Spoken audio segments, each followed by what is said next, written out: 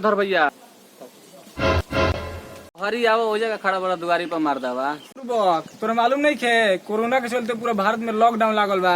केहू घर से बड़ी निकलते नहीं खे, तेहू घर में रह। ऐसा बात बता हो भैया। हाँ रे गधा, भारत 1 महीने से बंद बा। अभी तोरा मालूम नहीं खे, साफा ते गधे बाड़े। ए भैया एगो बात तारा ले कहे के बा। अरे दूरे खड़ा रह बुर्बक, लगिया का सटल जाता रे। ले हाथ बढ़ाओ। मतलब यार साफे ते गधे बाड़े। काहे भैया? कोनो चन अमृत ना हो कि 100 नंबर के प्रसादी समझ के पी गइला हा। अच्छा इचन अमृत ना रहल तो का रहल हा? दोन खाली और बड़ा अच्छा लागल हा। अरे गधा, ई सैनिटाइजर ह। एका से हाथ पे लगावला से कीटाणु बैक्टीरिया वायरस मर जाला सा। मतलब इहो एक प्रकार के साबुने नु ह।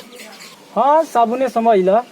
साबुन से हाथ धोए खातिर पानी की जरूरत पड़ेला, लेकिन एकरा से पानी की जरूरत ना होला। साचो पानी की जरूरत ना होला? ना रे। एकरा से हाथ कैसे धोवल जाला? अरे बुर्बक, हाथवा पे 3 से 4 बूंद लेके लगारला से साबुनों से बढ़िया साफ होला।